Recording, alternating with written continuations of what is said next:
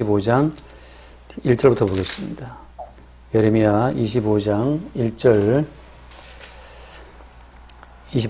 유다의 왕 요시야의 아들 요야김 넷째 해 곧 바벨론의 왕 느부갓네살 원년에 유다의 모든 백성에 관한 말씀이 예레미야에게 임하니라. 선지자 예레미야가 유다의 모든 백성과 예루살렘의 모든 주민에게 말하여 이르되, 유다의 왕 아모니 아들 요시야 왕 13째 해부터 오늘까지 23년 동안 여호와의 말씀이 내게 임하기로 내가 너희에게 꾸준히 일렀으나 너희가 순종하지 아니하였느니라. 그러므로 여호와께서 그의 모든 종 선지자를 너희에게 끊임없이 보내셨으나 너희가 순종하지 아니하였으며 귀를 기울여 듣지도 아니하였도다. 그가 이르시기를 너희는 각자의 악한 길과 악행을 버리고 돌아오라. 그리하면 나 여호와가 너희와 너희 조상들에게 영원부터 영원까지 준 그 땅에 살리라. 너희는 다른 신을 따라다니며 섬기거나 경배하지 말며 너희 손으로 만든 것으로서 나의 노여움을 일으키지 말라. 그리하면 내가 너희를 해하지 아니하리라 하였으나 너희가 내 말을 순종하지 아니하고 너희 손으로 만든 것으로서 나의 노여움을 일으켜 스스로 해하였느니라. 여호와의 말씀이니라. 아멘. 좀 답답한 선지자의 어떤 심정도 말씀 가운데 표현되어 있습니다. 예레미야가 23년 동안이죠. 23년 동안 여호와의 말씀이 임하는 대로 그 말씀을 증거했는데 백성들은 그 말씀을 듣지도 않았고 또 순종하지도 않았다, 이렇게 말씀하고 있습니다. 한 선지자가 23년 동안 말씀을 전했으면 정말 그 선지자의 거의 황금기라 할까요? 상당히 중요한 세월을 정말 다 바쳐서 말씀을 증거한 거죠. 23년 동안 말씀을 전했다. 근데 왜 백성들은 23년간 선지자가 증거한 그 모든 말씀을 듣지도 않고 또 순종하지도 않았을까요? 우리가 이런 말씀을 대하면서 우리는 그렇지 않을 것이다 라고 생각할 수도 있지만 사실 우리도 마찬가지입니다. 우리도 주의 말씀을 잘 듣지를 못해요. 이제 반복되는 어떤 하나의 사이클입니다.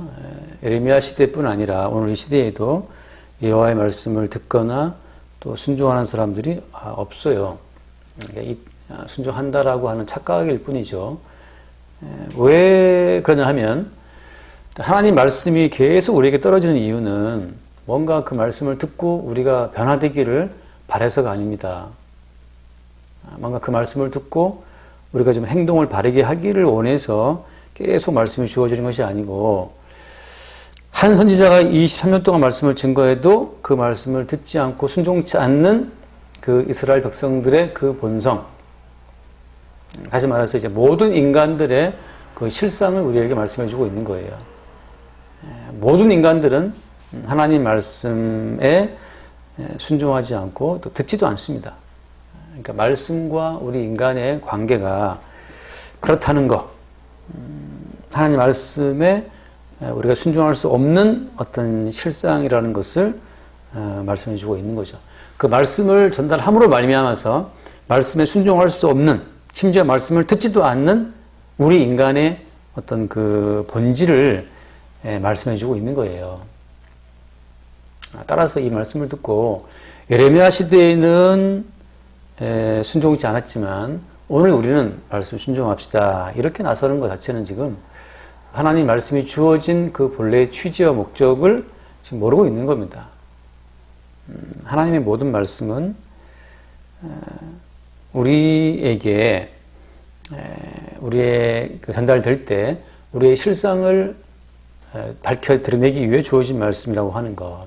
이것을 예컨대 사도 바울은 로마서에서 어떻게 요약합니까? 모든 사람이 죄를 범하였다, 이렇게 말하죠. 모든 사람이 죄를 범하였음에 하나님의 영광에 이르지 못한다라고 하는 것으로 바울이 요약을 합니다. 의인은 없나니 하나도 없다. 물론 이제 구약에 나와 있는 말씀을 인용해서 정리한 거죠. 그래서 의인은 없고 하나도 없다는 사실, 하나님 말씀이 예레미야를 통해서 23년간 증거되어도 그거 듣지도 않고 순종하지 않는 그 당시 백성들의 그 어떤 모습이나 오늘날 우리의 모습이나 마찬가지다라고 하는 겁니다. 그러니까 아직도 이 말씀의 취지를 모르는 사람들은 마치 우리가 이 말씀을 듣고 지킬 수 있는 것처럼 이렇게 착각들을 해요. 에레미야 시대의 백성들은 참 완악하다. 그러나 우리는 그렇지 않다. 착각하는데 그게 저는 착각이라고 하는 겁니다. 모든 인간들은 생겨 먹기를, 아담의 후손으로 태어나기를 하나님 말씀 자체가 귀에 안 들어오게 돼 있어요. 흔히 말하면 그때 말로 귓구멍에 안 들어온다. 마이동풍이라 이 말. 귓구멍에 안 들어오게 돼 있습니다. 우리는 말씀이 귀에 안 들어와요. 차라리 드라마나 유튜브나 이런 게 더 재밌지. 저도 유튜브는 유퀴즈라는 거 유재석 나오는 걸 봤는데, 그건 드라마도 아니고 이제 인터뷰하는 건데, 유퀴즈. 유퀴즈, 그럼 예스 하면 이제 퀴즈 내고 하는 그런 문제인데, 그런 거 보다 보니까 금방 시간이 지나가요. 그 사람들의 이야기잖아요.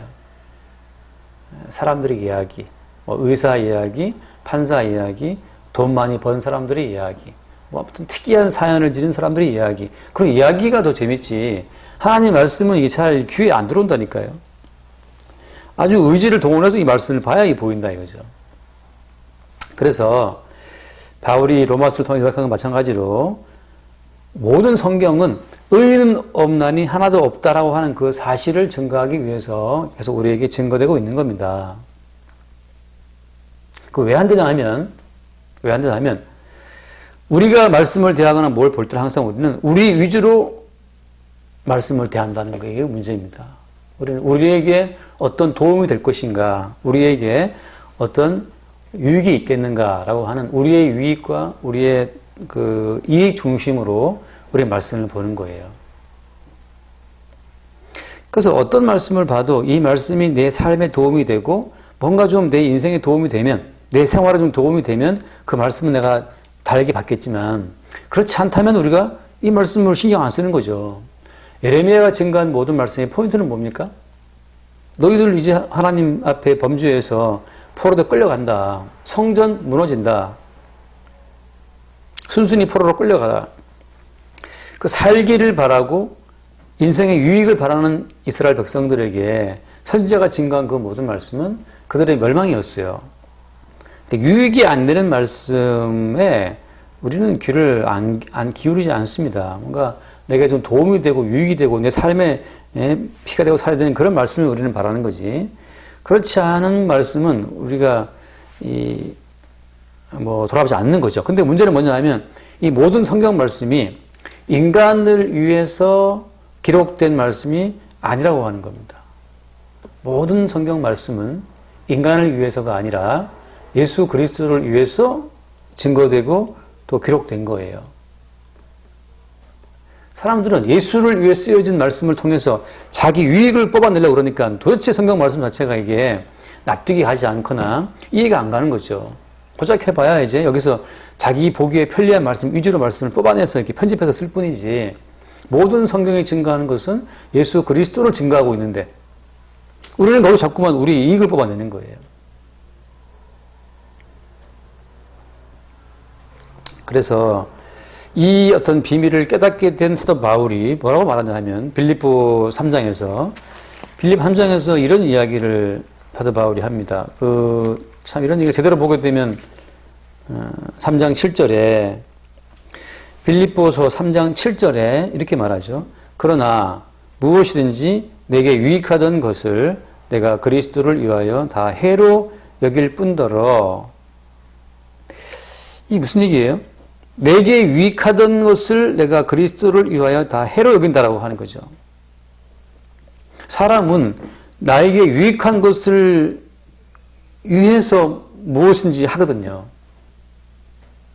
내게 유익이 있어야 된단 말이죠. 근데 지금 바울이 무슨 말을 하냐면 내게 유익하던 것들을 내가 다 해로 여긴다는 거예요. 해로 여긴다. 왜냐? 왜 그렇습니까? 내 인생을 포함해서 모든 우주라고 하는 것이 나를 위해서 창조가 되거나 운행되는 것이 아니고 예수님을 위해서 창조가 되었거든요. 모든 우주 만물은 예수를 위해 창조가 되었고 예수님을 중심으로 운행되고 있어요. 모든 만물이. 해가 왜 뜹니까? 나를 위해 해가 뜹니까? 비가 왜 내리죠? 나를 위해 비가 내리나요? 바람은 왜 붑니까? 나를 위해 바람이 부나요? 그렇지 않거든요. 그렇지 않고 예수 그리스도를 위해서 해가 뜨고 해가지고 달 뜨고 달 지고 하는 거예요. 그 예수 그리스도를 위해서 모든 만물이, 심지어 어때요? 모든 인생들이 존재한다는 사실을 사도 바울이 깨닫고 난 다음부터 이제 뭐냐 하면 자기에게 유익하던 관점으로 모든 만물을 봤는데 그걸 다 이제 버려버린 거죠. 해로. 나를 중심에 놓고 나를 위해 모든 만물을 바라보니 이것이 이게 사실은 해로운 것이구나. 이게 하나님 앞에 이게 완악한 것이었다는 사실을 바울이 깨달아 안 겁니다. 그래서 내게 유익하던 것을 이제 어때요? 그리스도를 위하여 다 해로 여긴다. 나 중심이 아니고 그리스도 중심이라고 하는 것을 깨달은 그 다음부터 이제 바울은 자기 유익을 위해 생각했던 모든 것 자체가 다 그게 해로운 것임을 알게 된 거죠. 그래서 또한 모든 것을 해로 여김은 내 주 그리스도 예수를 아는 지식이 가장 고상하기 때문이다. 내가 그를 위하여 모든 것을 잃어버리고 배설물로 여김은 그리스도를 얻고. 전에는 나를 위하여 나에 의한 나의 인생이었단 말이죠. 그거 자체가 알고 보니까 어때요? 그리스도를 위한, 그리스도에 의한, 그리스도의 만물이었고, 그리스도의 것이었고, 그리스도의 인생이었어요. 그거를 안 다음부터 이제 자기를 위해 생각했던 모든 것 자체를 다 이제 배설물로 여겨버리는 거죠. 나를 위해서 움직이는 것은 아무것도 없었구나. 그걸 알게 된 거예요. 마찬가지로 모든 성경 말씀은 나를 위해 주어진 말씀이 아니고 지속적으로 예수님을 위해서 주어진 말씀이라고 하는 거죠. 그 예수님을 위해 주어진 말씀인데 이스라엘 백성들은 자꾸 자기를 위한 말씀으로 듣고자 하니까 도대체 예레미야가 증가하는 모든 말 가운데서 건질 것이 없어요. 건질 것이. 왜? 성전은 무너지고 너희들은 포로로 끌려가고 망한다라고 하는 그 이야기, 칼과 기근과 전쟁으로 망한다. 그런 이야기 자체가 증거되니까 뭐 들을 게 있어야죠. 말씀대로 순종하면 잘 삽니다. 뭐 이런 얘기가 들어주면 좋겠는데 그런 이야기가 아니고 항상 뭐 책망하는 이야기가 떨어진다는 거예요.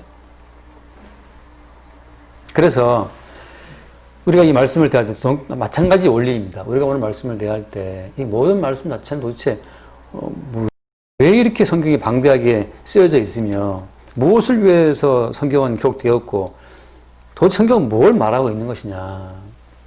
모든 성경은 예수 그리스도라고 하는 한 인물을 향해서 이렇게 다 집중되어 있습니다. 예수라고 하는 한 존재, 한 인물. 우리가 본 적도 없고 우리가 만져본 적이 없는 그 어떤 분이죠. 오직 성령으로만이 다가오시는 그분의 존재를 성경은 다 기록하고 있어요. 그래서 모든 말씀 자체가 이 주어진 모든 계명들, 모든 율법이라고 하는 자체가 예수 그리스도로 다 이렇게 모아져서 예수님에 의해서 성취가 될 것을 말씀하고 있다고 하는 거죠. 자, 말씀을 다시 보겠습니다. 우리가 예컨대 히브리서 말씀 보면 히브리 10장 말씀에 히브리서 10장 거기 시편을 인용한 말씀인데 시편 그 40절 말씀을 인용한 건데 40편 말씀을 히브리서 10장 예를 들어서 5절부터 볼까요? 10장 5절 그러므로 주께서 세상에 임하실 때에 이르시되 하나님이 제사와 예물을 원하지 아니하시고 오직 나를 위하여 한 몸을 예비하셨도다. 번제와 속죄제는 기뻐하지 아니하시나니 이렇게 되어 있습니다. 이게 제사와 예물이라고 하는 것은 모세를 통해 주어진 율법 속에 다 명확하게 명시가 되어 있는 것들입니다. 레위기서에 나와 있잖아요. 이러이러한 때 무슨 제사를 드리고 무슨 제사를 드리고 다 나와 있어요. 번제와 속죄제 다 나와 있습니다. 안식일, 11조 모든 게 다 모세의 법에 다 들어있어요. 다 들어있는데 시편의 다윗이 뭐라고 말합니까? 하나님이 그 제사와 예물을 원치 않으신다. 이게 지금 모세의 율법과 서로 모순되는 것처럼 보이잖아요. 왜? 모세의 율법은 분명하게 제사와 예물을 원하신다라고 기록되어 있는데 다윗은 시편에서 아니야 하나님께서 그 제사 예물을 원하지 아니하신다. 이게 또 다윗이 노래하고 있다는 거예요. 모세의 율법이 그럼 옳습니까? 다윗이 고백한 이 고백이 맞습니까? 하나님은 도대체 그럼 제사와 예물을 속죄 헌제제를 원하신다는 거예요? 원치 않으신다는 거예요? 모세의 복으로 보자면 원하시는 건데 다윗의 고백으로 보자면 원치 않는다고 되어 있으니까 모세의 말이 맞아요? 다윗의 말이 맞아요? 이런 어떤 모순되는 면 자체를 십자가의 복음 안에서 풀지를 못하기 때문에 사람들이 어느 날은 율법을 이야기했다가 또 그 다음 주에는 또 복음 말했다가 왔다 갔다 하는 겁니다. 결론부터 말하자면 모세가 증거했던 그 모든 율법이라고 하는 것 자체가 그리스도 예수에 의해서 성취될 것이기 때문에 오늘 히브리서 의 말씀에서 하나님은 너희들이 바칠 제사와 예물을 원하시는 것이 아니다 말이죠. 그럼 모세가 명령한 그 제사와 예물은 누가 바치는 겁니까? 그 제사와 예물은 따로 바칠 분이 있다는 거죠. 그게 누굽니까? 그게 예수님이라고 하는 거예요. 예수님이 자기의 몸으로 번제를 바치고 속죄제를 바쳐서 모세가 말씀한 그 모든 계명을 예수님이 그 몸으로 다 완성한다고 하는 거예요. 모세의 율법 자체는 너희들을 쓰러뜨리고 너희들을 죽이고 어디로 간다? 예수께로 간다는 것을 말씀해 주고 있는 겁니다. 모세의 율법이라는 것은 어떻게 보면 여러 가지 복합적인 기능을 수행하는 거죠. 우리로 하여금 하나님 앞에 하나님 영광에 이르지 못하는 우리의 본질을 다 까발리는, 적발하는, 들춰내는 역할을 한과 동시에 인간들이 실패한 그 모든 계명의 요구를 완성하실 예수 그리스도를 증거하는 것으로 달려간다고 하는 거죠. 따라서 우리가 예레미야서를 보면서 이 백성들이 선지자가 말한 그 모든 말씀을 지키지 못하는 것이 어떻게 보면 당연한 거예요. 우리는 그걸 보면서 얘들은 왜 이렇게 말을 안 들을까라고 하지만 그 이스라엘 백성뿐만 아니라 우리도 마찬가지죠. 우리도 마찬가지로 하나님 모든 계명을 지키지 못할 몸을 가지고 있습니다. 그러면 어때요? 이 말씀처럼 7절 말씀에 7절 이에 내가 말하기를 하나님이여 보시옵소서 두루마리 책에 나를 가리켜 기록된 것과 같이 하나님의 뜻을 행하러 왔나이다. 하나님의 뜻을 행하러 왔나이다. 이게 예수 그리스도가 말씀한 자기의 고백인데 예수 그리스도께서 그 모든 말씀을 다 완성하러 왔다는 거죠. 9절 말씀에 그 후에 말씀하시기를 보시옵소서 내가 하나님의 뜻을 행하러 왔나이다 하셨으니 그 첫째 것을 폐하시면 둘째 것을 세우려 하심이라. 10절 이 뜻을 따라 예수 그리스도의 몸을 단번에 들이심으로 말미암아 우리가 거룩함을 얻었도다. 12절 오직 그리스도는 죄를 위하여 한 영원한 제사를 드리시고 하나님 우편에 앉으사. 오직 예수 그리스도가 죄를 위하여 한 영원한 제사를 드리심으로써 율법의 모든 요구를 종결 지으신 겁니다. 하나님 우편에 앉으셨다라고 하는 것은 하나님의 모든 뜻을 성취하시고 승천하셔서 하나님 뜻을 이룬 자가 앉을 자리에 앉으셨다고 하는 거죠. 따라서 우리도 동일하게 이 말씀을 대하면서 하나님 말씀 앞에 도저히 설 수 없는 우리의 실상을 발견함과 동시에 그 모든 정결한 말씀을 그 몸의 제사로 완성하신 예수님의 성취를 바라보게 되는 그 과정으로 우리 인생이 주어진 겁니다. 그러니까 우리는 두 가지 어떤 반응이 우리 인생 가운데 나타나야 됩니다. 하나는 뭐냐면 말씀을 대할 때마다 이 말씀대로 살지 못하는 오늘 예레미야 마찬가지죠. 이 말씀대로 살지 못하고 듣지도 않고 순종하지도 않는 이 우리의 본성으로 말미암아서 하나님이 선언하신 그 멸망을 받아서 우리가 죽어야 마땅하다는 사실을 아는 것이 첫 번째예요. 두 번째는 죽어 마땅한 우리를 대신하여서 그 몸으로 속죄의 제사를 완성하신 예수의 그 성취하심을 바라보고 그 앞에 감사하는 것이 그 둘째 우리가 해야 될 모습이라고 하는 거죠. 그러니까 우리는 말씀을 대할 때마다 하나님의 요구하심이 진짜 엄청나구나. 하나님의 원하심이 하나님이 요구하신 그 수준이 정말 어마어마하다 말이죠. 하나님이 요구하신 정말 까다로워서 우리는 그 수준에 도달할 수 없다는 사실을 우리는 이래서 하나님의 거룩하심 앞에서 우리 망해야 마땅하다는 사실을 매 순간 고백하는 것. 그 마땅히 죽어야 될 나를 대신하여서 누군가 피 흘리시는 분이 있는데 그분이 바로 우리 예수라고 하는 거죠. 그 예수님 앞에 속죄제의 피를 흘리시는 그 예수 앞에 그분의 성취하심 앞에 우리가 감탄하고 감사하는 것, 그것이 우리가 인생을 살면서 해야 될 또 하나의 중요한 사명이라면 사명이죠. 그것이 곧 우리가 예수를 증거하는 이이기도 하고. 그래서 우리가 이 말씀을 대하면서 23년 동안 이스라엘 백성들이 예레미야의 이 선지자의 말을 참 듣지 않았구나.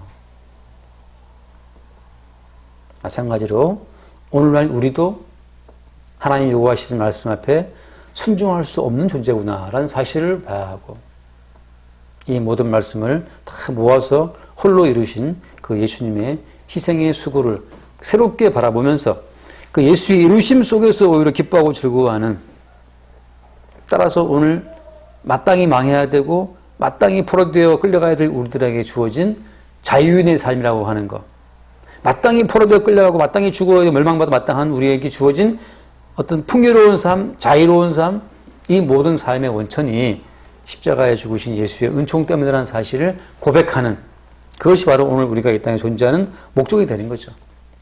그래서 오늘 또 본래 우리는 전쟁에 휩쓸리고 포로되어 끌려가고 난리와 난리의 소문 속에 완전히 깨져야 될 인생이지만, 오늘 또 홀로 하나님 앞에 그 거룩의 요구를 완성하신 예수의 은총으로 우리에게 주어지는 하루하루의 어떤 삶이라는 사실을 고백하고 주께 감사할 수 있기를 바랍니다. 기도하겠습니다. 존귀하신 주님, 감사합니다. 하나님 앞에 설 수 없는 죄인된 우리의 실상을 말씀을 통해 보게 하시고, 하나님의 요구를 홀로 그 몸으로 다 완성하신, 성취하신 우리 주 예수 그리스도의 희생을 볼 수 있도록 우리의 안목을 새롭게 일깨워 주옵소서. 우리 주 예수의 이름으로 기도드립니다. 아멘.